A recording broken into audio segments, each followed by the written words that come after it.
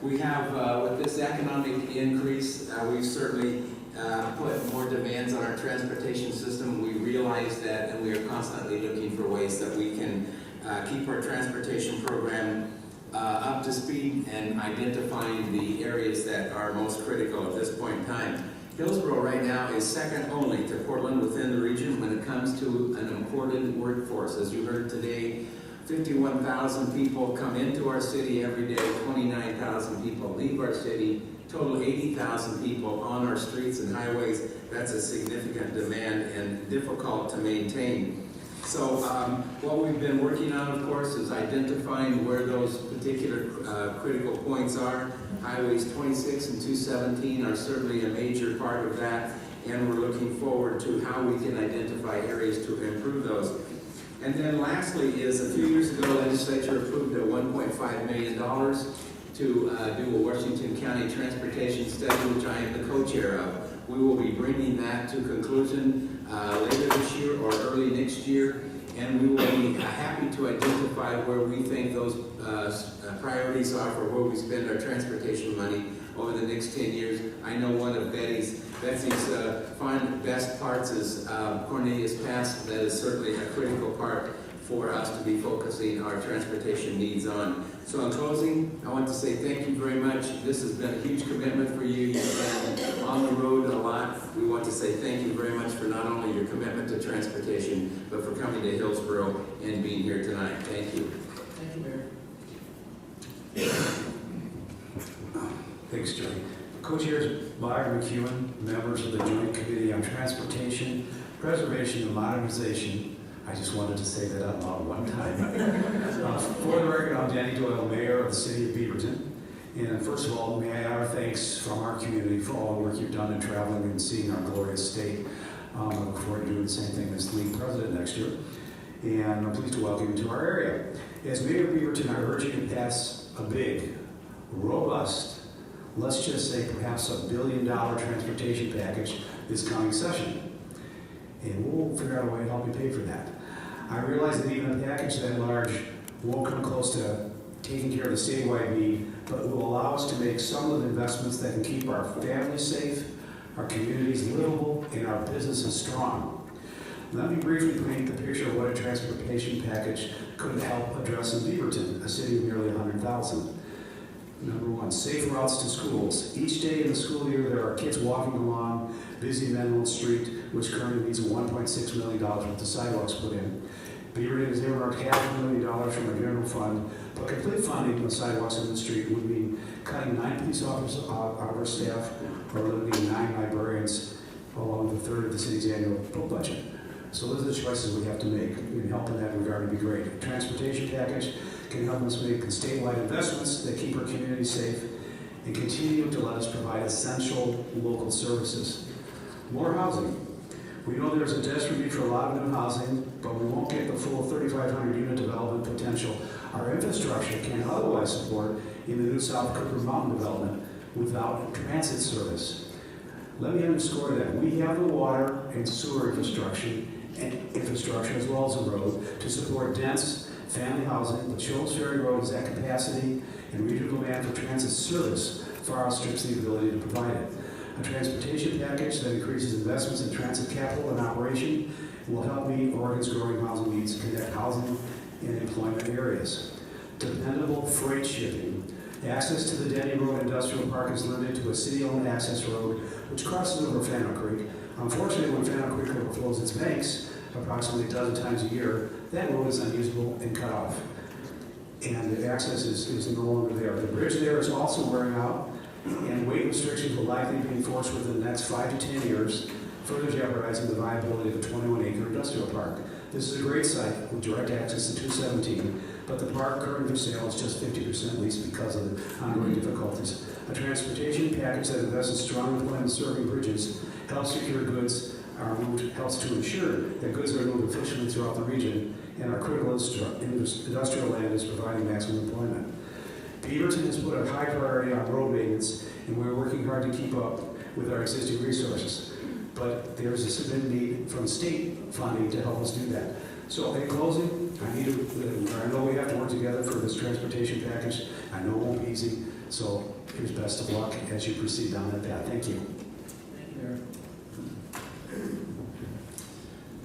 Co-chairs and members of the committee, I'm Andy Dyke. I'm the chair of the Washington County Board of Commissioners. And first of all, welcome to Washington County. Whether you stayed overnight or whether you came by TriMet or rode or drove a car, you probably got a range of transportation experiences. And that's what we're all about in Washington County. During today's tour, you had a chance to see the benefits of making transportation investments and what those benefits are capable of in securing our economic future, our access to schools, and the public safety of our citizens. Washington County citizens want an investment in a comprehensive transportation package that brings significant relief from congestion, provides expanded access to transit, and improves access to schools and neighborhoods. I think the message that we're trying to deliver tonight is very simple, and that is that we'd like to see a significant game-changing investment in Oregon regarding transportation. We know that the investments must include all modes of transportation. They must focus on communities, economic stability, growth, and our future livability. And I'm confident that Washington County's residents will support a transportation package that can make a significant improvement in Oregon's transportation infrastructure. In Washington County, our transportation investment model focuses on transparency and partnerships with local governments, communities, and businesses to make the best decision that we can, given the resources available. We've learned from experience that if you provide transparency and build ownership in the outcome, you earn citizen support. Your conversation with Oregonians and the work from the Governor's Transportation Vision Panel helped provide some education. The next steps will be prioritizing projects so that the entire system benefits. Washington County is the only county in Oregon with a property tax-based funding tool known as the Major Streets Transportation Improvement Program, or MSTIP for short. I think most of you are familiar with that program. It was born out of 3 successful serial levies passed in 1986, 89, and 91, in which we identified specific projects that would be constructed and put it up for a vote, and the public supported it multiple times. Over the last 20 years, MSTIP funded over 130 multimodal projects totaling in excess of $730 million. In October, we'll look at the next round. Tomorrow, our board is scheduled to approve a $30 vehicle registration fee. This ordinance will only go into effect if the state does not pass a comprehensive transportation plan. It's essentially is a small insurance company because it just doesn't make sense to let our investment fall apart while we wait for something better. So in conclusion, I would like to reiterate that we're very much in need of a comprehensive plan. And again, I thank you for your commitment, your service to Oregon, and your willingness to travel to Washington County for this afternoon to share with us your time. Thank you. Okay, so the next 3 are Jason Tell, Alan Ralston, and Dave Honeyman.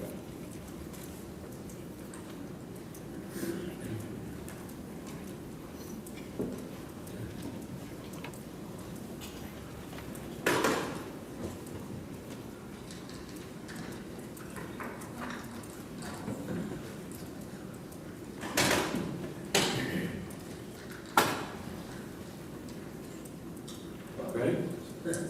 Thank you, co-chairs and members of the committee. My name is Jason Tell, and I'm the area manager for WSP Parsons Brinkerhoff, which is an infrastructure consulting company. I'm also on the board of ACEC, the American Council of Engineering Companies, Oregon chapter. First of all, thank you all very much. First of all, for being citizen legislators. It's a huge commitment you and your families make, and I really appreciate it. And secondly, for your time this evening, so I'll try to keep my comments brief.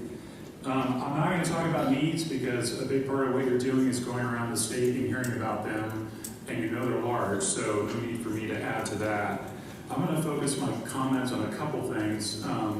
One, the urgency of action next year during the legislative session to try to encourage and support making it a meaningful package, assuming that one gets done, and I hope it is. And then lastly, offer ACEC our help in supporting you and engaging the public and making that a successful effort next year. In terms of urgency, you've heard a lot about economic competitiveness, whether it's North Hillsborough and an industrial area here. We're competing against other states and other regions in the country and the world, and time's ticking and opportunities are being lost without action soon. Livability is another critical issue, whether that's safety, could be safe routes to school, could be that transit service for someone who relies on that to get to health care. Really affects people's lives every day. And lastly, a sense of urgency in terms of costs. Right now, the taxpayer gets an incredible bargain when ODOT or another public agency spends a transportation dollar. The costs to build right now are extremely low. Borrowing is historically low. And no one knows how long it's going to last. So urge you to consider those when you go into session next year. I mentioned make it meaningful. I'm not sure exactly what the magic number is, but it's a tough vote to raise a fee, even if it's for a good cause and you can explain it. But I hope when you do think about it, do it in a way that you know when it's done, you will see maybe not congestion solved, maybe not the seismic problem completely gone, maybe not transit service everywhere to the degree people want, but it's at a level that the public can really see it and feel it, and you really have to do a pretty large package to make that be felt after you cover the whole state and all the different things that we've talked about need to be done. And lastly, I want to offer ACEC's help. As a group, there's a lot of insight into how to deliver projects. Public agencies work closely with private companies to make that happen. Our companies can add some insight into that and maybe even draw upon its prior experience, whether it's in Oregon or other states, about how you can deliver programs.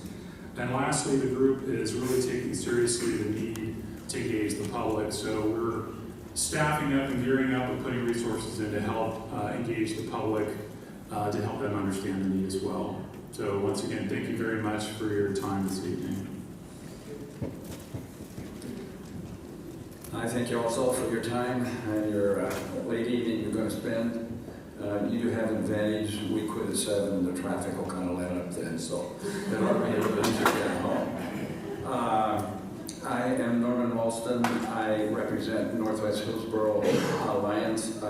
It's a roughly a 200-member membership of the owners that own a section of Northwest Hillsborough, landowners between Highway 26, Evergreen, Mackay Creek, and Jackson School Road. I'm also a business owner. I'm a partner in a company called Aero Air. We're in the air ambulance business, so we service ambulances that have to put up with the traffic also. I've said quite a bit earlier about the connection between land use and transportation. I have with me Mr. Dave Honeycutt, although he was in action, that he might say a little bit more and take some of my time to expand on what I presented earlier. Thank you. Mr. Co-Chair, Madam Co-Chair, members of the committee, Dave Honeycutt, Oregonians in Action. Excuse me. I noticed that none of you serve on the Land Use Committee on either the House or Senate side. That's not surprising. Most folks would rather rub a cow pie on their head and dance naked in the snow than serve on the Land Use Committee, but here we are. I know this is a transportation issue, but you can't divorce the land use issues from the transportation issues. I think that's the point today. They're two sides of the same coin. And we have a situation with Mr. Ralston and a group over in North Hillsborough with land right next to what you folks in 2014 in the Land Use Grand Bargain have designated as the primary industrial area for the Portland metropolitan region, with land that's right next to that Mr. Ralston and his group have, that was designated by Metro as urban reserve land to serve as the housing supply for that area, that has now been redesignated as rural reserve land, which means it's off limits for development for the next 50 years, which really doesn't make any sense. The goal here, the goal of the state's land use planning system, or one of the goals, is to try and provide walkable, bikeable communities where the jobs are next to the housing. We have a prime example here where we can make that happen, but unfortunately, just the opposite happens. So we will be down at the Capitol in the next session, trying to rectify that and trying to finish the reserve process that for the Clackamas and Multnomah counties as well, and get that done so that the region as a whole can move forward. You've got 111 people moving here every day, and we need to find places for them to go. And so it's time for the reserve process to be finished for all three counties, and time to rectify situations like the North Hillsborough property owners are experiencing. So with that, thank you for your time, and thank you for coming out here to Washington County. Thank you very much, gentlemen. Okay, so let's see, Mayor Olson and Councilor Harvey.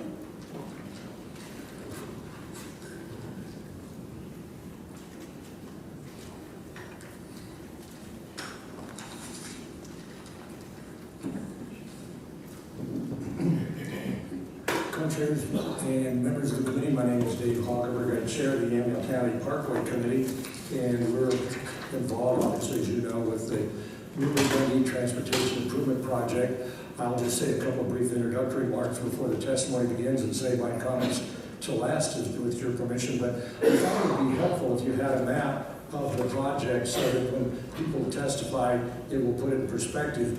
And if you look at the map, you'll see that the part in red from Dundee going northeast to the Oregon 219 interchange, that is the part of the project that is currently under construction, and it is on ahead of schedule, under budget, and in fact the conversations are already beginning for the dedication of that facility in the fall of 2017. An enormous accomplishment due to the partnership of ODOT and the entire region.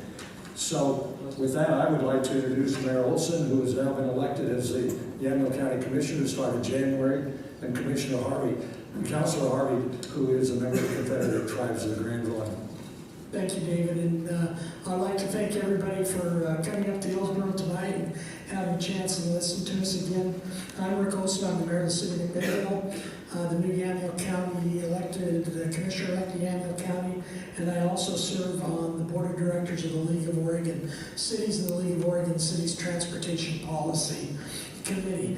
You know, I'm going to take a little bit in a little while talking about the impacts to Yamhill County, but first of all, what I'd like to make sure is that I can have everybody understand that as we talk about the Newburgh-Dundee bypass, we're not talking about the cities in Yamhill County specifically, and not talking about Yamhill County itself. What we're talking about is a very critical transportation corridor that links the metropolitan area, West Metropolitan area, to the Central Oregon coast. And that is from Lincoln Highway 18 from McMinnville to Lincoln City, and 99W from east of McMinnville to where it comes up to Rex Hill. And it's important for a couple of reasons. And number one is because it's the major freight and transportation corridor that affects economic development in Lincoln County and the south parts of Tillamook County. But secondly, it's much more important, if you ask my own opinion, because of the potential problems with the Cascadia subduction zone quake. Highway 18 is the major evacuation arterial between the Central Oregon coast and the metropolitan area of the Willamette Valley. So I just wanted to make that aware. But now what I'd like to do is take a couple minutes and just touch about how significant this is. It's vital to Yamhill County's economic development, and specifically the cities of McMinnville, Dundee, and Newburgh, and of course along with the Confederated Tribe of the Grand Ronde, which Denise will speak to, that we all came together several years ago to pledge a local match that allowed us to start phase one of the Newburgh-Dundee bypass.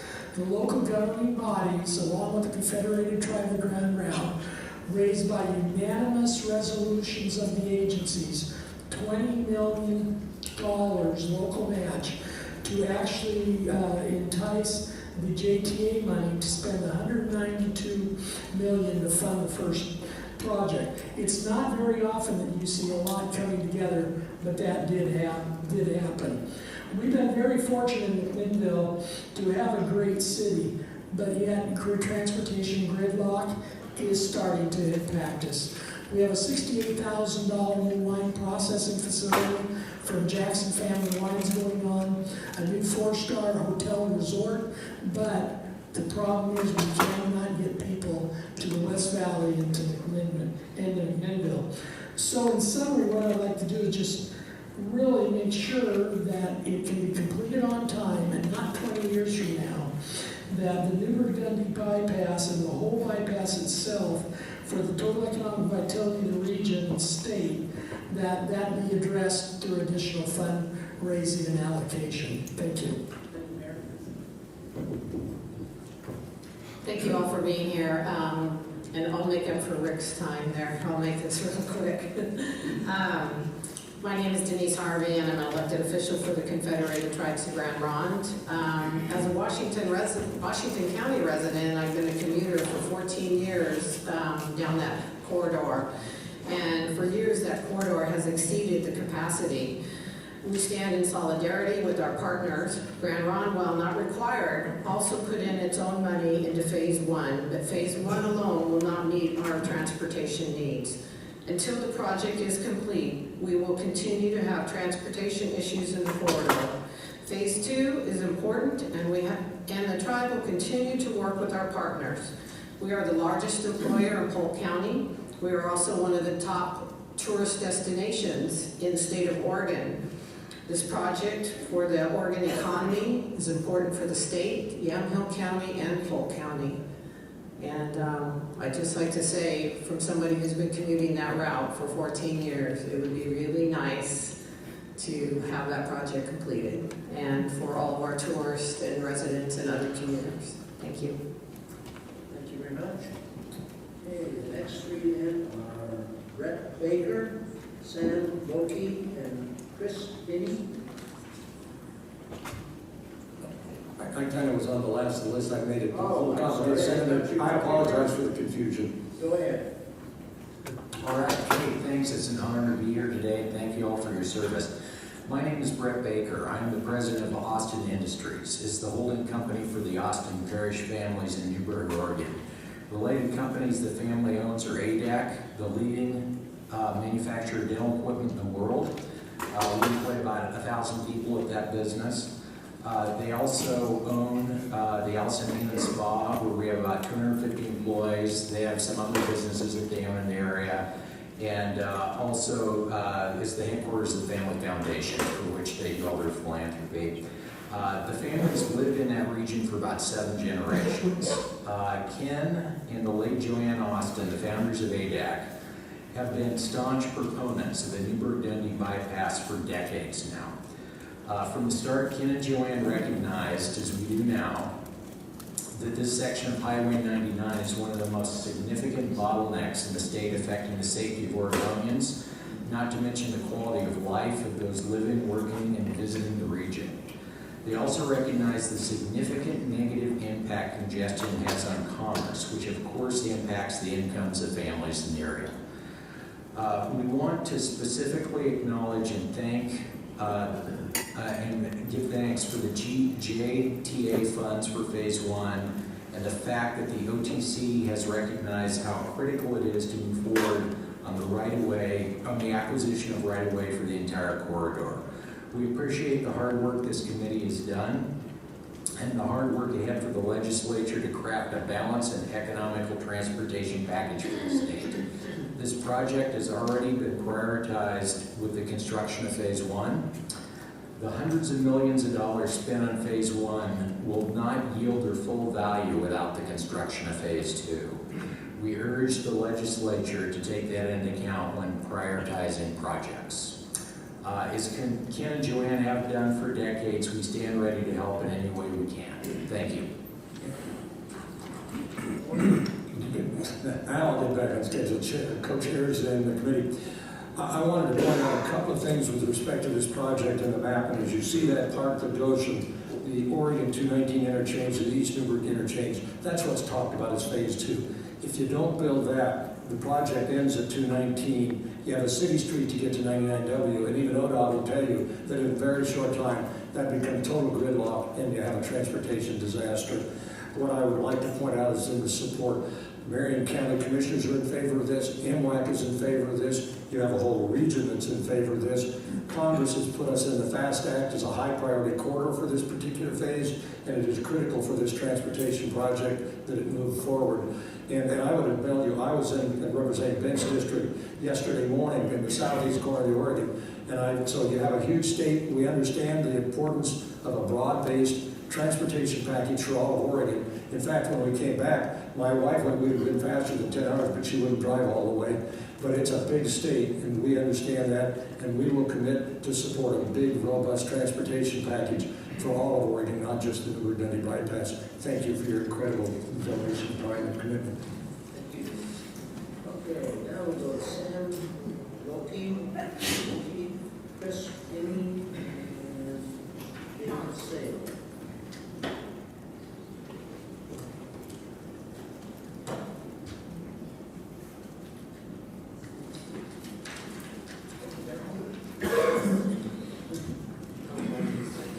Hi, thanks for listening to us today.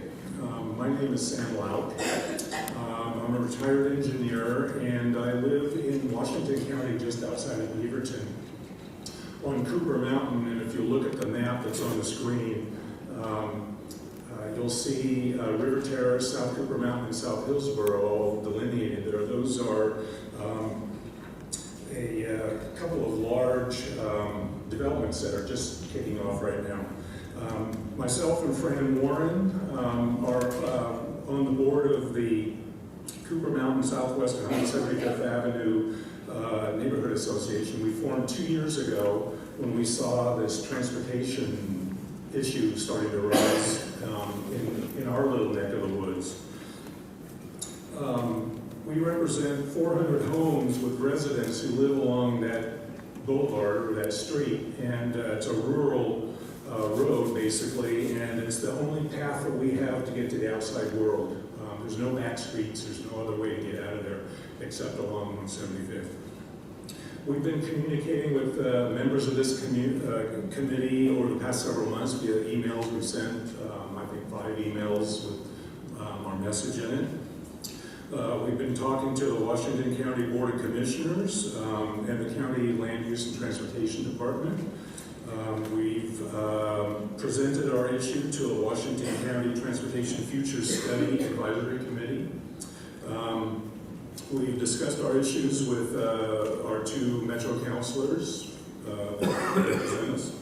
And we've also been to Salem to meet with several of our senators and representatives. So Southwest 175th Avenue is a rural 2-lane arterial. It's a county road that starts where the new South Cooper Mountain High School is being built right now at Schultz Ferry Road, and goes north 2.5 miles straight over the top of Cooper Mountain. It's about 700 feet high at the top. On the north side of it, going down to towards Aloha, it has a 14% grade. There are 51 private driveways that empty out onto 175th. That's more than 20 per mile. And residents that are on the west side of the road have to run across the road to get their mail because the post office requires that the mailboxes be only on the one side. So the issue is these areas, we're building massive amounts of homes. I think the red boxes there represent a future of about 12,000 homes eventually. Where are the jobs for those homes? They're on these posters. They're up in North Hillsborough, in the high-tech area up there. We don't have a way of getting up there. So what we're asking for is to support the transportation future study outcomes, particularly a north-south limited access road that goes from this area up to Hillsborough and can transfer those people. We need to somehow get our growth and transportation changes in concert with each other. Right now, it's like growth and it's like transportation, but we don't see any way of that being coordinated. Man, actually, is this inside the open boundary? The South Cooper Mountain and River Terrace, I believe all those are inside the urban growth boundary now. But a lot of that area up in between the South Cooper Mountain and South Hillsborough is outside the urban growth boundary. And everything to the west, you can see where all the houses are now. You can almost tell where the urban growth boundary line goes by where the houses are on that map. Thank you very much. Okay? Thank you. Chair and members of the committee, my name is Christy Finney-Dunn of Oregon and Southwest Washington's Families for Safe Streets. My son Dustin was killed and a 17-year-old boy was injured by a drunk driver in Portland in 2011. Thank you for meeting with us to help determine transportation needs. From my perspective, the Transportation Vision Panel has a glaring omission and priorities, and I ask that you bear with my emotions tonight. The missing priority is overall safety. Seismic safety is addressed, but what about the everyday safety of people in cars, on bikes, on foot, and in mobility devices? As of September 14th, 336 people have been killed in Oregon this year, up from 309 in the same period last year, an 8.9% increase. 2015 fatalities were up 28% over 2014. 5 Oregonians died this past weekend. Crashes can and do happen at any time to anyone, causing congestion, resulting in longer commute times, delays in freight delivery, and increasing greenhouse gas emissions, which were in the report that I read. But the most significant consequence of crashes is the devastation to families. Losing my son catapulted me into researching the when, where, why, and how of crashes. Roughly 100 people per day are killed on U.S. streets, and I hadn't even noticed till it happened to me. I saw the news, but nothing sank in. After hearing of a horrific crash, I'd feel bad a few seconds, and then I'd move on just like the news does. I didn't really believe anything would ever happen to our family until it did. I want safe streets for everyone, but the onus is on drivers because they cause the most damage, even to themselves. But many drivers think that behaviors not okay for other drivers are okay for them. Speeding, using phones, running lights, following too closely. I'm sure every driver who's crashed thought they had it all together too. I have come to the conclusion that people must be forced to drive more safely for their own good and that of others. Pleas for them to change fall on deaf ears. People changing would be the easiest, quickest, and cheapest way to attain safer streets, but they're not willing.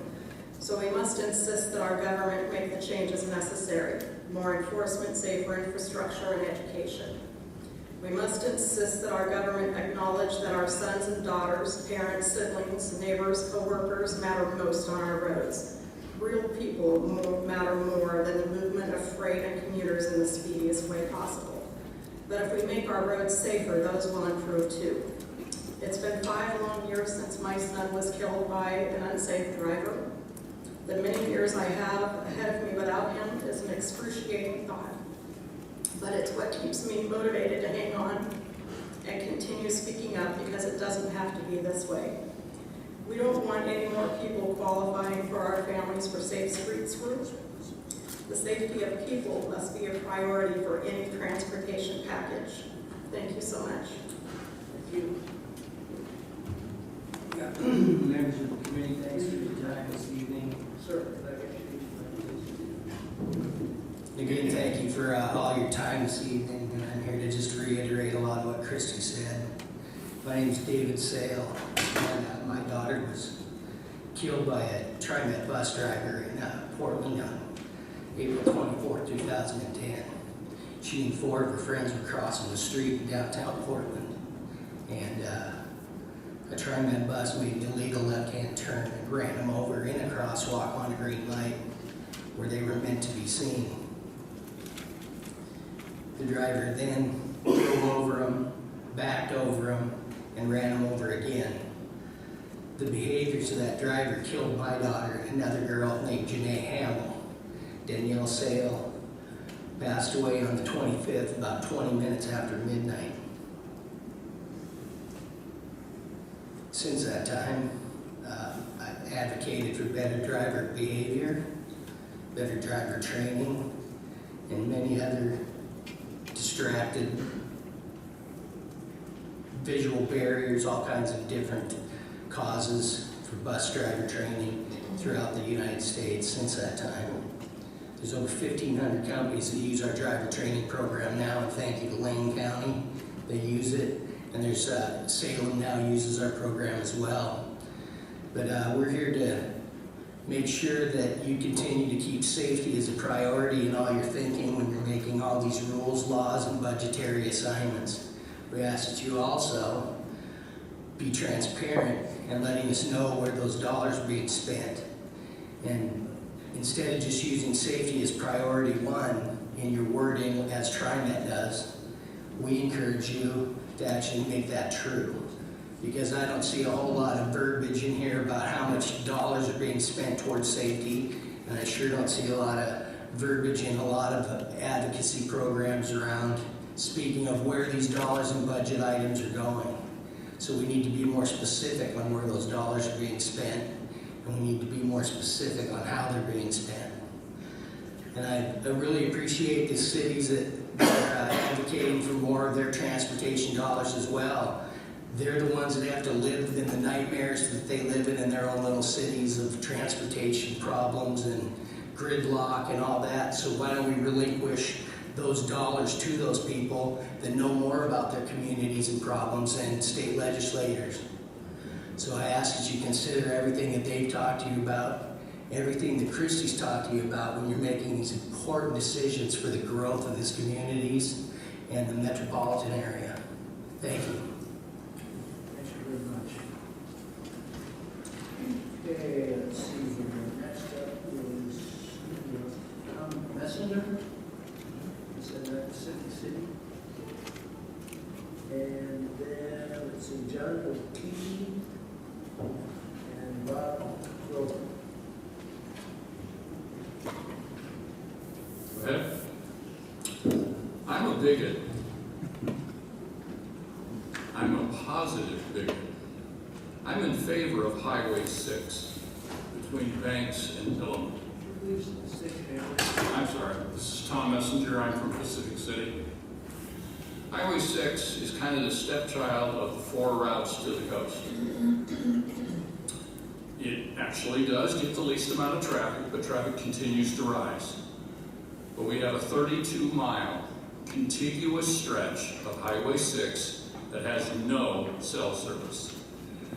We have 1 cam on all of Highway 6, excuse me, instead of multiple. And the 1 cam on Highway 6, the ODOT cam, is 1,000 feet below the top and 11 miles from the top of Highway 6. I would like to see that cam move to the top. I would like to see a lot of improvements. As these people talked about safety, that's really what the issue is. There needs to be more rumble strips, and there are going to be some, but I ask that you would make a lot more rumble strips on Highway 6. It will make it safer, okay? Part of what you want to know about is how can we fund ODOT? How can we fund ODOT? A couple, 3 things. One, electric vehicles probably need to have a straight charge at registration and every 2 years if they don't buy gas.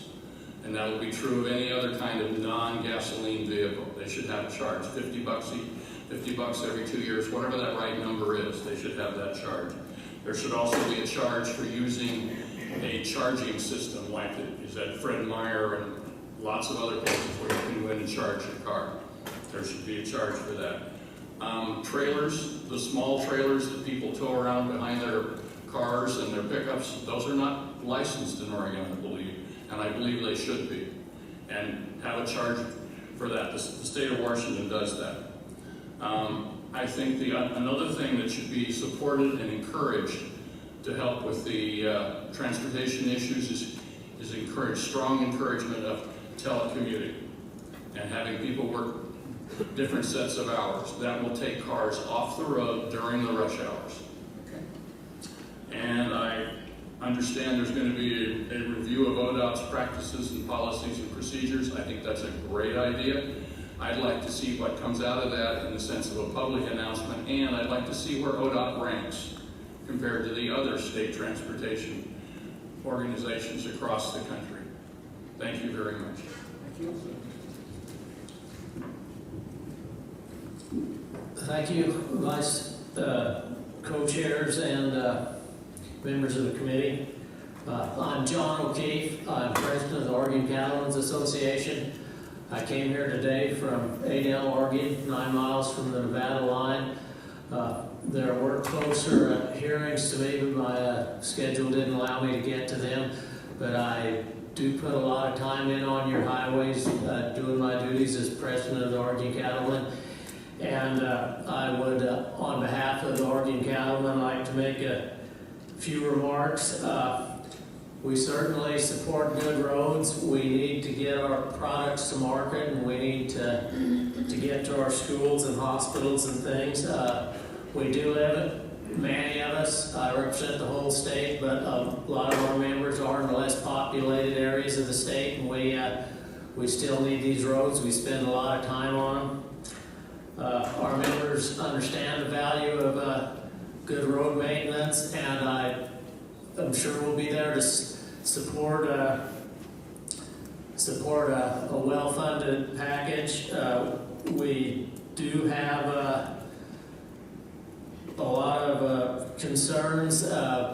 We are people that sell commodities. We're price takers. We can't pass our costs on, so costs do affect our bottom line, and we're real concerned the gas, if we're going to fund, and we do believe that funding our roads through the gas tax probably is appropriate, but there's going to be a limit, and we are real concerned if we try to add other things to the cost of fuel, like low carbon programs. We're going to reach a limit, whether it's our people unable to be competitive and stay in business, or whether some group will address the issue by creating a ballot measure to limit costs and create problems for our road funding. I don't know, but we're real concerned how we'll get this done, but we do want to work with you and help you get it funded. So thanks for the opportunity to address the committee, and thank you. Thank you very much. Good evening, Chairs Byers and McEwen and members of the committee. My name is Bob Grover, and I'm Chair of the Hillsborough Chamber of Commerce and President of the landscape contracting business that has 225 employees and 75 trucks that get stuck in Portland metropolitan area traffic every day. Thank you for taking your time to be here in Hillsborough this evening and providing us an opportunity to have the businesses in our community have their voice regarding our transportation needs and challenges. The Hillsborough Chamber works with businesses of all sizes and hears on a consistent basis about the challenges and difficulties they face with regards to our transportation system. Whether they are challenged with getting their goods to market or their employees to their workplace, it has definitely impacted most employers and employees in our region. I'm sure you have been exposed to many of the transportation issues and impediments here in the Hillsborough area today during your tour. The Hillsborough Chamber has prioritized many of those same projects, and I will take just a moment to review and talk about a few of them. TV highway safety and mobility improvements, Highway 219 improvements, the Century Boulevard Highway 26 overcrossing. This is a growing area of our city and community and has seen substantial increases in business development and investment, and we need that to continue. US 26 widening from Cornelius Pass Road to Brookwood Parkway. The Cornelius Pass Road safety improvements. These are extremely important projects to the Chamber and the city and our business community. Highway 217 corridor improvements. These are not within our city, but would substantially impact and improve the congestion problems in and around Hillsborough. And finally, we are continually hearing from businesses that need to expand transit service in all areas of our community. I know you are most interested in hearing from individual business and community members on your tours, and we appreciate that you have afforded the Hillsborough Chamber an opportunity to come before you today. We have several business members with us here today that will speak. One of our major employers, Corvo, is not able to attend, but has asked that I provide this testimony on their behalf. This testimony is submitted by Rick Kroon, Senior Director of Corporate Services for Corvo. Quote, I would like to voice my transportation concerns with doing business in the Highway 26 corridor. Corvo is a global manufacturing company with approximately 770 employees working at its Hillsborough site. We operate 24 hours a day, 7 days a week, and Corvo depends on efficient transportation of our goods and materials to and from our site in Hillsborough. Corvo's manufacturing process requires a long list of specific materials as well as standard consumables to maintain our operations. It is essential that these deliveries arrive on time as forecasted to avoid any business interruptions. Corvo also requires the transportation of our manufactured projects in Hillsborough to be sent outside of Oregon for final processing, and thus time to transport is essential in our manufacturing cycle. Delays in transportation of that product is in essence a delay in our manufacturing process. I'd also like to stress that the most critical element of our business success is our whole employees. If we cannot hire and retain exceptional talent, our business competitiveness is severely impacted. As I'm sure you're all aware, housing and rental costs in Portland and the Highway 26 corridor continue to escalate, forcing many individuals to live further away to seek more affordable housing.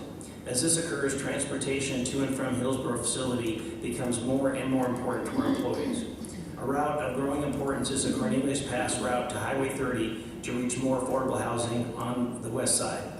This route has grown increasingly crowded, adding significantly to the employees' commute time and their dissatisfaction. As a final note, as a company, we are extremely concerned with the safety and wellness of our employees. Cornelius Pass is a heavily traveled 2-lane highway and can be extremely dangerous to those frequenting its use. This can be a source of high stress to those who have to drive this route. Cornelius Pass is also very popular Highway 26 bypass route connecting vehicles to Highway 30 and then across the St. John's Bridge. Late afternoon rush hour traffic attempting to cross the St. John's Bridge can often have a backup of almost a mile on Highway 30.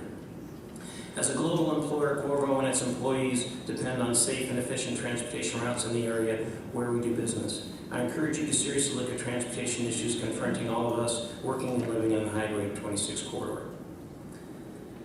The Hillsborough Chamber of Commerce hopes that the legislature develops and passes a large and comprehensive transportation bill that expands road capacity to support our local region's economic growth.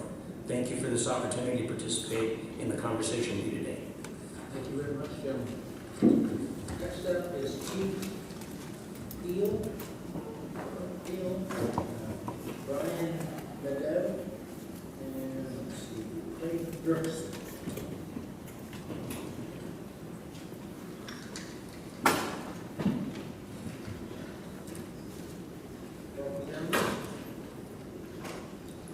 Hi, good evening. My name is Keith Peel, and I am the immediate past chair of the board of the Hillsborough Chamber of Commerce, and also a vice president with Baker Rock Resources. I'd like to thank the members of the committee for taking time to visit with us tonight and for the opportunity to provide input. Passing the transportation package in the next legislative session is an absolute must. In the weeks and months you have traveled around the state, you have no doubt witnessed firsthand that our aging and antiquated infrastructure is in need of repair, preservation, expansion, and modernization. The timing to pass a transportation package could not be any more important than it is right now. With the recent passage of the Federal FAST Act and the bill's focus on improving freight mobility, the timing is right for effective multimodal expansion and congestion relief to some of our most critically congested freight corridors. The FAST Act allocates $4.5 billion over the next 5 years for freight-focused programs, along with $6.3 billion in formula funds for states to invest in the National Highway Freight Network. In certain cases, up to 80% allocation of project costs can be covered by federal dollars. Without passage of a comprehensive transportation package, we will undoubtedly miss opportunity to provide the match revenue. Our state's economic prosperity is key to maintaining our competitiveness and our standard of living. It is how we build strong communities and families. However, productivity, efficiency, economic growth is hampered in our region and our state from our lack of investment. The Federal Highway Administration states that for every dollar we invest in our infrastructure, we receive $2.40 of economic return. Our meeting tonight is an important step. We will not gain consensus from all on what we should do or how we should do it. But leadership is just that, finding the ability to move forward in the face of adversity and challenge. Passing a bill is not going to be easy, as it will take compromise and a willingness to work together. But I believe that when compromise and willingness do work together, we accomplish our best work, not just as legislators, but as Oregonians. Thank you. Thank you. Good afternoon, co-chairs McEwen and Byer, members of the committee. My name is Craig Dirksen. I live in Tigard, and I serve as the elected Metro Councilor for District 3, which includes Southern Washington and Western Clackamas counties. I also chair JPAC, which is the Metropolitan Region's Transportation Committee. Transportation is a critical backbone that is essential to the economic vitality and quality of life for our region and our state. But our transportation needs and challenges are growing more and more acute.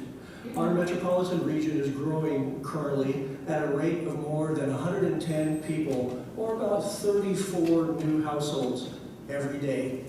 That's a line of cars, new cars, 3 miles long, assuming that each family has one car. That increase is putting growing stress on our entire transportation system. This has led to a significant increase in congestion as well as severe impacts on safety. Our system isn't built to handle the number of people we now need to serve. Our region is working hard to address these challenges.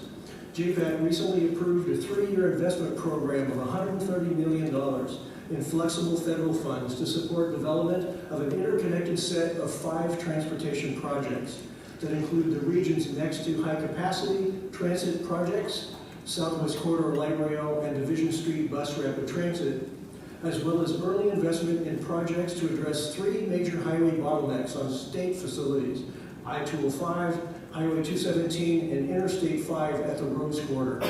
Taken together, these projects will help to relieve congestion and provide more reliable options for people in our region to get to work, to school, and to health care. Additionally, our region's cities and counties are enacting local taxes and fees to address their maintenance backlogs and make improvements to their local streets and roads. So we're doing our part to address our own transportation needs, and we plan to do more as well. But the tools we have are not enough. No matter how successful we are at the regional level, we need your help. As you consider a 2017 transportation funding package, we urge you to follow these 3 principles. First, support both roads and transit. The 2009 Jobs and Transportation Act required our region to develop a plan for reducing greenhouse gas emissions from transportation to meet state targets. Our region embarked on this difficult process of building a climate-smart strategy to reduce these emissions 20% by 2035. We've embraced that vision and are working now to implement it, but our single biggest need is for increased funding to make the necessary investments. A strategy for funding increased transit service should be a part of any 2017 legislative package. Second, partner with the region. We are addressing congestion by dedicating a significant ongoing stream of regional dollars for development of 3 major highway improvements on 205, 217, and I-5. As you've heard, congestion in our region is a statewide concern, and these state facilities are first and foremost ODOT responsibilities. But we stand ready to ask our voters to contribute to construction of these projects, but we will only succeed if the state has demonstrated its own commitment to building them. It is essential that you make a significant down payment toward construction of these projects with any state dollars raised in a 2017 package. And lastly, thirdly, we ask you to be bold. In your travels around Oregon, you have seen the magnitude of the need of investment statewide and have heard calls for billions of dollars of investment. While we understand that these needs cannot all be addressed in one fell swoop, we urge you to push the envelope and enact a funding measure consistent with the scale of the challenge that we face. Other states and metropolitan areas are enacting investment packages to address their transportation needs. Now is the time to pass a package that speaks to the aspirations of our communities and our state, rather than simply patching holes. Our investment must match our growth to ensure we can thrive while living up to our state's values around sustainability and equity. Thank you for the opportunity to speak with you today. I've included all this information in my written testimony. I'm happy to answer any additional questions you might have.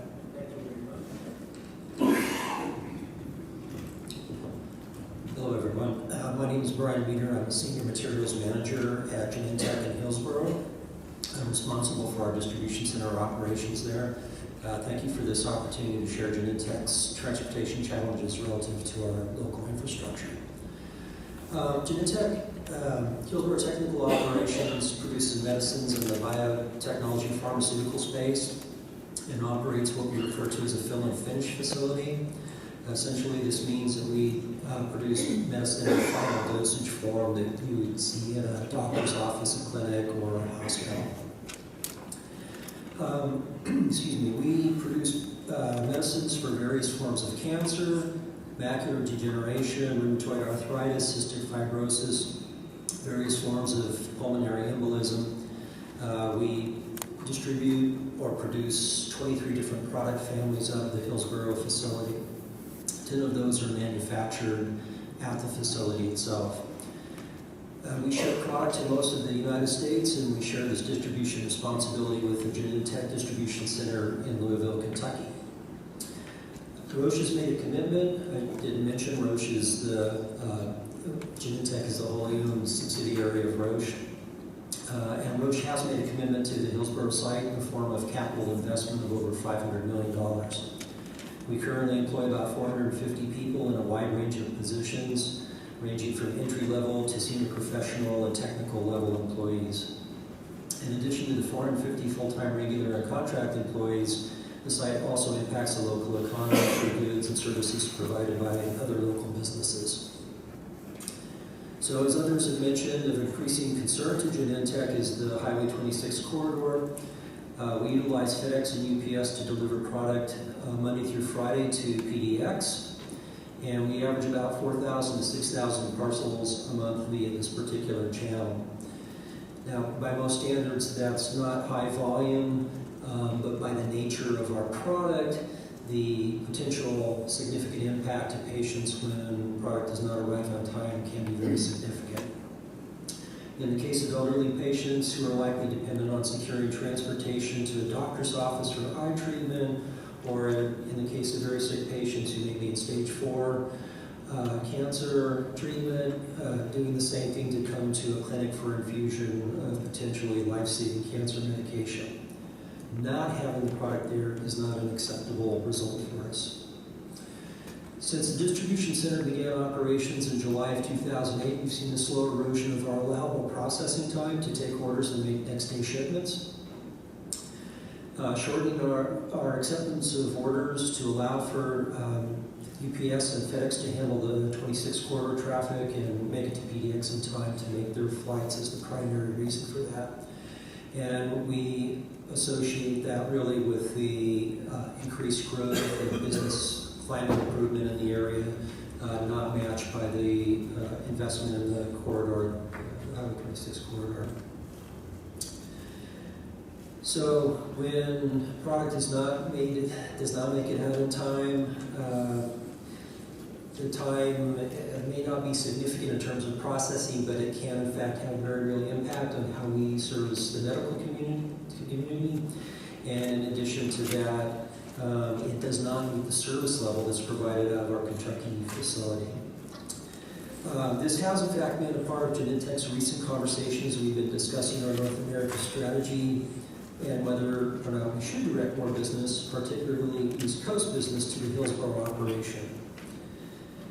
Of particular concern would be growth and future growth in the area without corresponding infrastructure improvement and the impact that could have on adding to congestion and our ability to provide expected service levels. Very quickly, I also want to state that beyond the state of our roads, we would also like to see the state do whatever it can to encourage a business climate that would allow for PDX to be a hub for additional international flights. An increasing part of our business is what we refer to as rest of the world shipments, whereby we ship product to other countries for further packaging to distribution in their regions and their countries.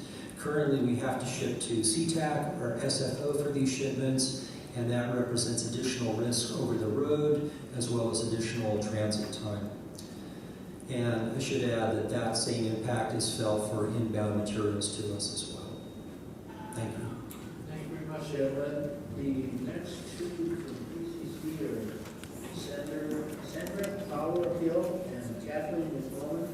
And as you're coming forward, I will note that we've got about 20 people left, and so the quicker that you can make your comments, the better. And if you happen to have written material, you can summarize that, and we'll make sure everybody gets into the record. Very brief. Thank you so much, Co-Chairs Byron McEwen and members of the committee. I'm Sandra Fowler-Hill, campus president at the Portland Community College Rock Creek campus. Portland Community College enrolled 78,803 students last year at its 4 campuses and 7 centers.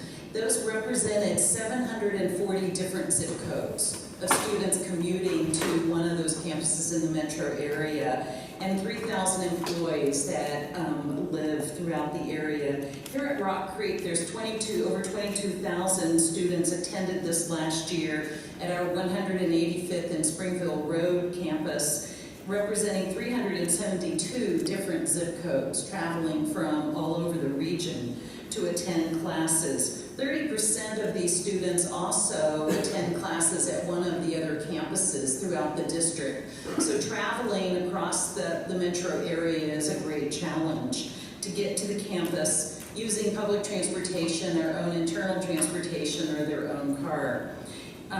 We especially have challenges for students attending from the Forest Grove area in the western part of the campus to access education.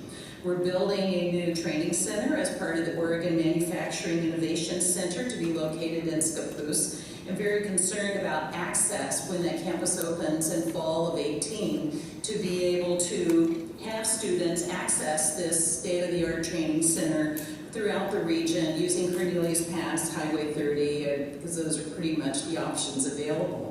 And so I want to thank you for your efforts to provide access to education, training, and to jobs throughout the region.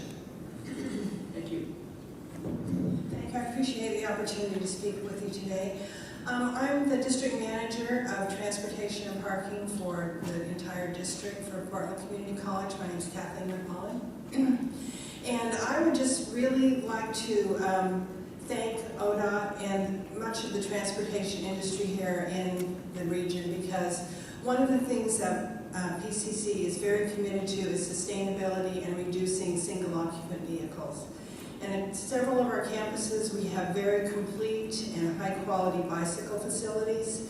At Cascade and Southeast, we have bicycle trips approaching 15% of our total travel. We're at about 5% for our pedestrian trips. And we have about another 10 to 15% of our folks on transit. So we're looking at a 70% single occupant vehicle trip mode split, which I think is really excellent. In Washington County, we don't have the bicycle usage that we have in some of the other campuses because there is not a complete bicycle network. I would really like to thank, I'm very thankful for the funding that has been received to improve Springville Road, because that is going to include pedestrian and bicycle facilities and allow us to really push and try and get more folks on bicycles. I think one of the things that people don't realize is that being able to take a bike, being able to walk is really inexpensive, and this allows people to get an education that might not otherwise be able to afford it if they had to purchase a car. We also have a big commitment to transit and appreciate the transit service that we have. And in the future, as you're looking at these facilities, if you could continue to look at bicycle, transit, and walking modes. I think that that would really help out our college as a whole and help us maintain our goal of sustainability. Thank you. Thank you very much, ladies. Next up is Rob Drake, Devin Deli Smith, and Jolene Singh.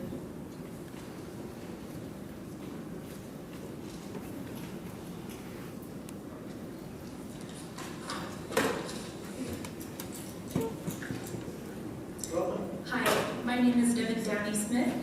Good evening, Co-Chairs Byer and McEwen, members of the committee. I'm a Forest Grove resident and lifelong Oregonian. Thank you for taking the time to conduct these hearings throughout the state, and especially to my representative Susan McLean and Senator Chuck Riley for participating in this committee. I'm a mother to a 9-month-old baby, and I'm very invested in this community in particular. And I hope to see us expand MAX service to Forest Grove or to adopt rapid bus transit. I hope that we can add electric charging stations throughout our city. Your support of tax incentives and subsidies for electric vehicles will make it easier for families like mine to get an EV that we could use as our Portland commuting car. And because of the Clean Electricity and Coal Transition Bill and Clean Fuels Program, soon enough the electricity that we use to fuel our cars will come from cleaner sources. And I'd like to thank the members of this committee who voted for those bills. Thank you very much. Thank you. I'd also like to comment on a service that we have in Forest Grove called GroveLink. It's a free bus service that picks people up around the city and takes them to other locations within Forest Grove. This is a great model for encouraging people to use the bus for shorter trips rather than driving. It helps create community while being a convenience in a city that is otherwise honestly designed for driving everywhere else, and I hope that other cities will consider the GroveLink model. Lastly, I want to say that I hope that we will fix the existing roads that we have before we consider building new ones. I appreciate, for example, the new roundabout that was just built outside of Forest Grove. When accidents happen out where I live, they are often fatal or severe, like the one that happened just last week off of Fern Hill Road, which is actually a road that I take every week when I drop my 9-month-old daughter off to my mother-in-law's house where she's cared for while I am at work. This roundabout is an example of an improvement to an existing road that makes traffic flow better and makes people slow down. So I want Forest Grove and our entire state to continue to embrace these kinds of safety improvements rather than building new roads. When I think about the future for my little baby, whose name is Diana, I want her to enjoy the same clean air and active childhood that I enjoyed in Southwest Portland. And I know that you guys have a really tough job ahead of you to hear all of this feedback and try to make it work with limited funds. But if you can do the tough job of making a people-focused transportation package that works for Oregon, please know that you will leave behind a great legacy, one that will matter to me, to my daughter that I'm raising, and to my elderly parents that I care for in Forest Grove. Thank you so much for listening. Dear committee members, thank you for this opportunity. My name is Jolene Singh and I live in Orenco Station. I rode my bicycle to school as a child and I ride my bicycle to work every day today. I have gone through the same phase of teenage by graduating to motorbikes and cars, but I've completed a full circle to realize that riding my bicycle makes me happy and healthy. My perspectives today will be as a city commuter from outside the steel cage of cars, and I will group them into 2 categories: infrastructure and law enforcement. We should create car-free corridors connecting points across the cities where school children and adults can walk and ride their bicycles to school and work without causing their family an anxiety attack. We live in an age of fear, where fear of high-speed traffic on wide roads designed to pander to the motorists causes anxious parents to prefer to drive their kids to school, and after dropping them off late for work, the same parents zoom away, becoming the very traffic they feared. As a society, we buy our kids cars as soon as they can drive themselves because our roads are safer for cars than bicyclists. Then we jack up our trucks because trucks feel safer than small cars. Then we start widening our roads to accommodate all these extra cars. After all this, we complain our kids can't possibly ride their bikes because our wide roads are too scary and there are way too many cars on the road. And the cycle continues. We need to empower our children and seniors to be independent, safe and happy as they navigate themselves on safe routes instead of being chauffeured around listening to Miley next to Miley Cyrus. Regarding enforcement of traffic laws, I want to reiterate a point that previous speakers spoke. From 2014 to 2015, Oregon has seen the highest percentage increase in traffic fatalities in the United States. As I ride to work, I have too often been on the receiving end of cars willfully or through negligence clipping me at intersections, and I have been at literally an arm's length away from a 20 feet semi-truck as it blows past me at 50 miles per hour on Cornell. I have requested more speed enforcement and protected bicycle lanes, but in 3 years of biking in Hillsborough, I have never seen anyone get a ticket. After all, we have only 4 officers in the city manning traffic checks and events, and though we have money to beef up lanes on Baseline and Cornelius Pass, we don't seem to have enough to install speeding cameras and protected bicycle lanes. I recently read of a jogger who was killed by a negligent driver on Baseline Road. The driver stayed on the scene and no charges were filed. The only high-power tool for which there are no charges for death by negligence is a car, not even a suspended license. We live in a city where a distracted driver can kill someone and be let off without a fine. But if a leaf blower gets leaves in your face, the poor chap cleaning the sidewalk could lose his job. And to summarize, I would like to see more protected bicycle lanes and safer routes for children and adults. And I would like to see stricter enforcement of the existing traffic laws. Thank you for listening. Thank you very much. Good evening, co-chairs and committee members. My name is Rob Drake, and I serve as city manager in the city of Cornelius. We're immediately west of Hillsborough, between Forest Grove and Hillsborough. And I'm here tonight representing our mayor and city council.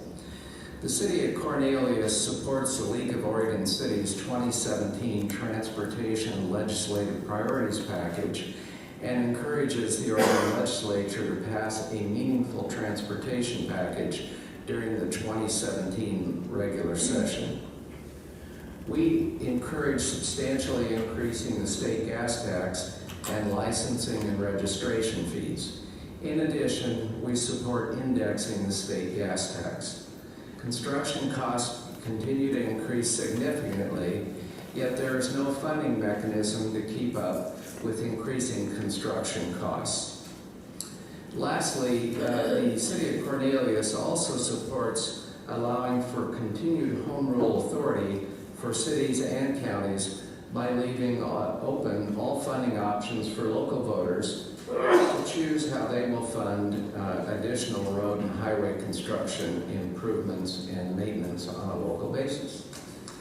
I'd be happy to answer any questions. Thank you very much.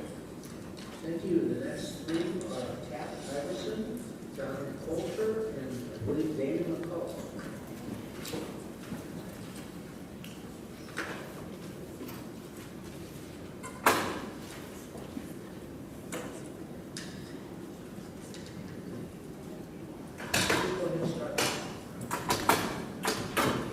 My name is Kat Iverson. I am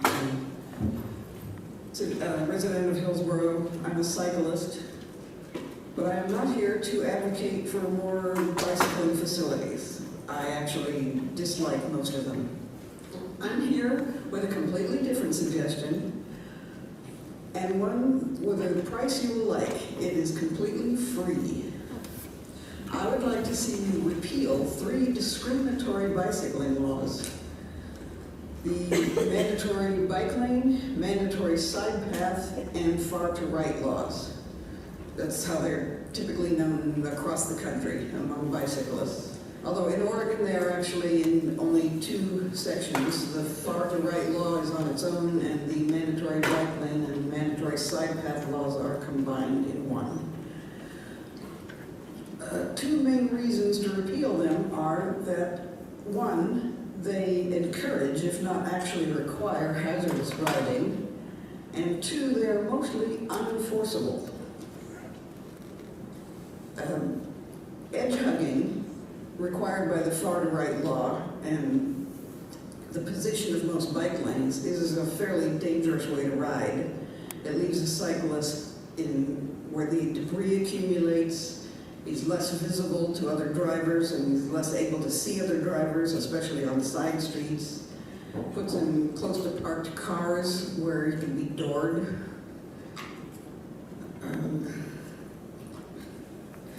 The reason they are mostly unenforceable is there are actually exceptions to these laws, so that they don't exactly require hazardous riding. There are exceptions for all sorts of hazards like debris and just generally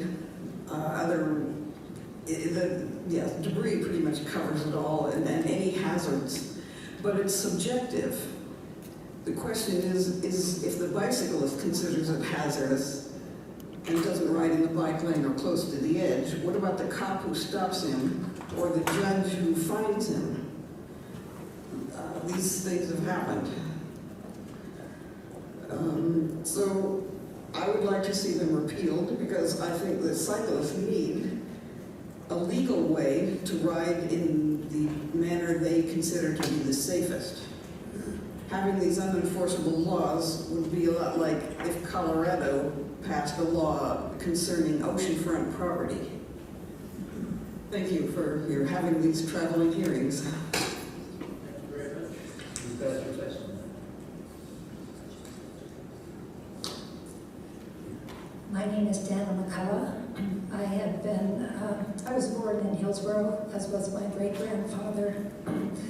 I have lived 42 years in an area that is now in the Northwest Hillsborough Alliance, and that is the area that to the north is bordered by Highway 26, to the east by Jackson School Road, to the west by Evergreen Road, and to the south by Evergreen Road, and to the west by the McKay Creek. Excuse my hoarse voice. All of what you're doing eventually filters down to livability, and as there's been a lot of testimony, safety. Our grandchildren's babysitter died not that long ago on Cornelius Pass Road. I have to travel it often, and I travel behind cars that say, "Pray for me." I drive Cornelius Pass Road. There was also a young man that was killed by the entryway to my property on Jackson School Road earlier this year, and it was mainly because there's nothing to warn people that somebody may turn or you can't see the people coming towards you because there's a dip in the road. A simple thing, but that road is now being inundated by traffic from Highway 26. It's especially a problem because on one side it's been designated urban and in the Hillsborough city limits, and on the other side it's been taken out of the urban reserve and put back into farm reserve, which is really poor planning. And the farmer wanted to come tonight and tell you the same thing and how difficult it is to strategize now when he takes his heavy equipment down that road. It's just not a place anymore that can afford to be designated farm. Earlier, it was said that land use planning is the other side of transportation planning, and that is also true. And too often we get a myopic look at everything. So I'm here asking you please to look ahead, because if that land, 1,800 acres in northwest Hillsborough, were put back into the designation that Metro took 3.5 expensive years and lots of citizen input to put into urban planning. It should be that now, and incidentally, the property owners didn't even know it had been redesignated until it already had been, which is a pretty sad commentary on process and on citizen process. So what I would like from this committee is to take a bird's eye comprehensive look at that as it is on the ground now, where building is going sprawling all around northwest Hillsborough out into areas that are North Plains and Banks, and also take a look into the future and realize that this land use planning really can help your road planning. If this area were put back into urban reserve and that the largeness of it used for creative planning for great community, it could eliminate a lot of road widening, problems with overpasses, wear and tear on the roads. It would relieve Highway 26. It would relieve Cornelius Pass Road and give back to many people hours of their time that are now spent on roads.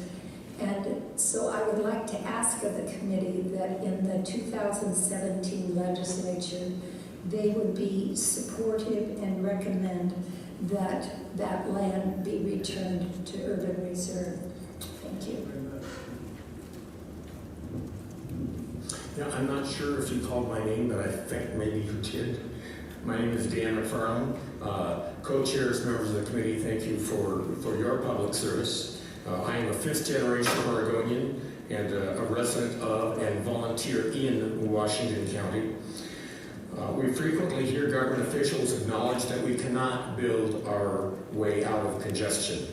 Our state has appropriately identified carbon reduction as an important goal. But when proposals are brought forward, what we generally hear about are more proposed pavement that generates more traffic, more congestion, and an expanding carbon footprint.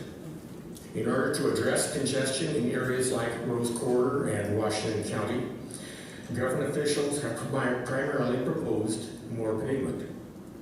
Does anyone truly believe that spending $350 million in the Rose Quarter area will resolve congestion in that area?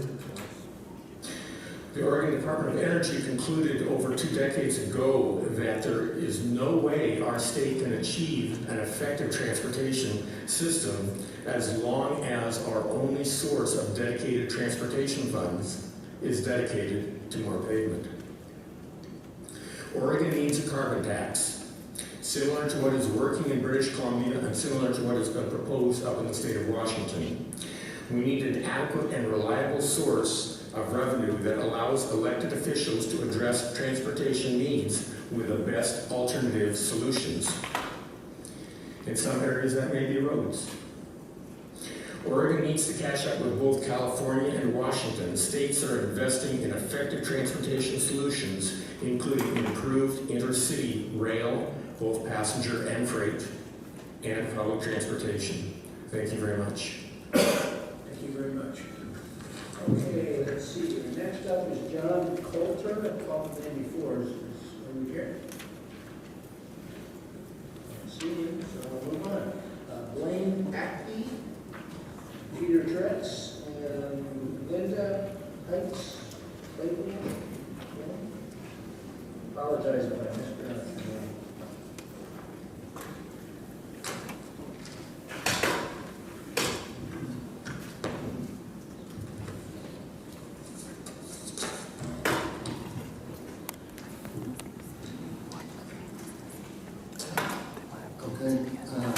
Thank you, co-chairs and members of the committee for your service.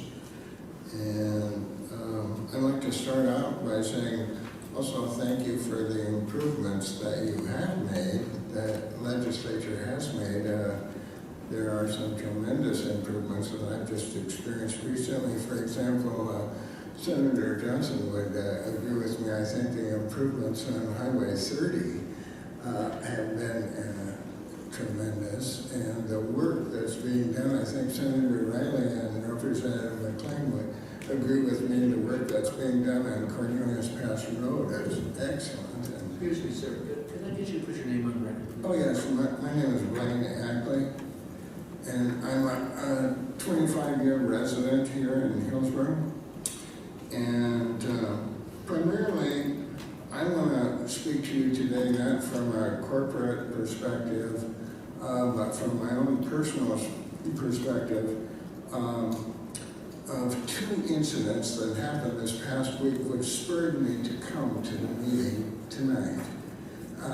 Number one is, as an avid bicyclist, I went to the Washington County Rural Roads Committee meeting to seek assistance about some rural roads that I use as a bicyclist, and I was informed that really Washington County is in a position right now where we don't have the money to maintain the roads we presently have. And so while they considered, they knew of the roads that I was seeking improvement over, but those roads were graded as a grade C, and they only can deal with roads that are rated as grade F or grade D. And so my improvements would not be considered. They couldn't, they had no money. And then secondly, with regards to congestion, my wife and I recently took a short trip up the newest scenic bicycle route in Oregon, the Cascading Rivers route from Estacada to Detroit. We did part of that road. But what we found was, in order to get over there to Estacada and move up to the ranger station there to begin our ride, we had to either get up at 6 o'clock in the morning or we had to wait until 9 o'clock, and then we got there at 10, which is what we did. We got there at 10, and then we didn't get home, consequently, because of the traffic coming the other way, until 6 that night. And it's just a nightmare to try to get from one place to another. I don't need to tell you folks about that, but we have to have a transportation package, and I will do anything that you ask me to help pass that, and I wish you well in the future session. Thank you very much.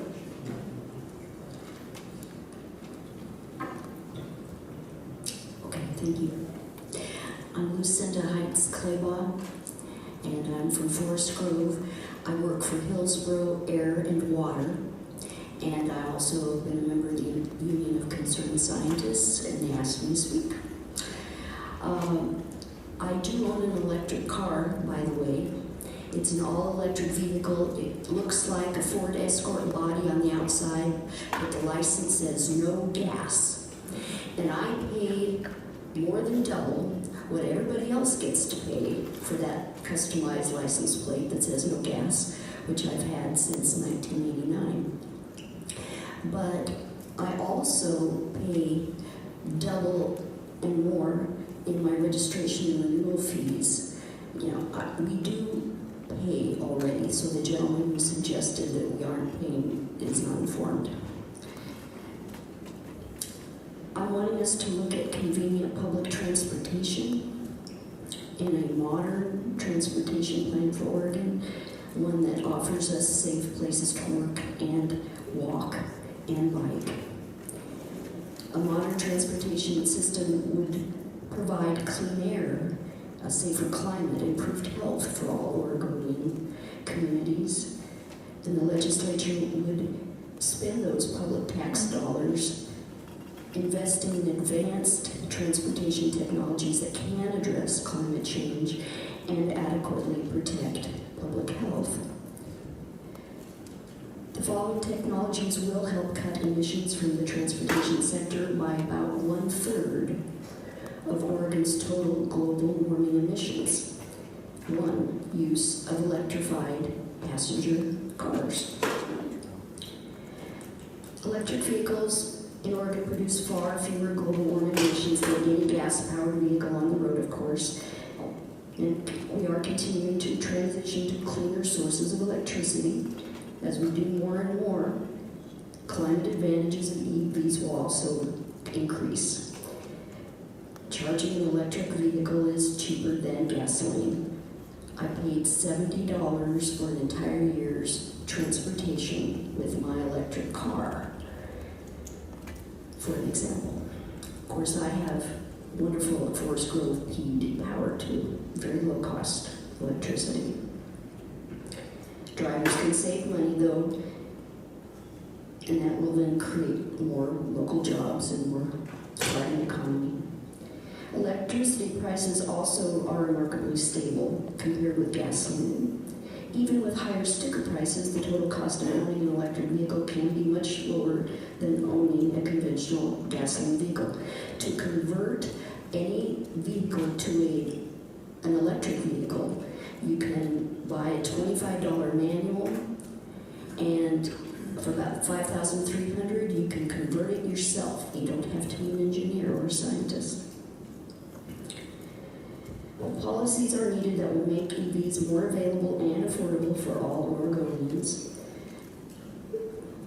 The legislature should consider these following measures to encourage EVs to have good rebates for the purchase and leases of zero-emission and plug-in hybrid electric vehicles, and for the conversion of internal combustion vehicles to all electric. That would put a lot of people to work. And people who are used to working on cars today in shops throughout the state, mechanics can be trained pretty easily, actually, to convert their skills over. And that would be a whole new sector of new jobs. And also specifically, the legislature should target programs for low-income, disadvantaged, and also rural populations. Looking at a cleaner freight system for Oregon, diesel-powered engines are the significant source of particulate matter, and they do add to global warming and pollution. Well, let's think about switching diesel to rail. Think of electric. Think of small is beautiful. E.F. Schumacher economics that works with vehicles too. Smaller freight, all electric transportation vehicles, and then also put things back onto rail. You take that off the highway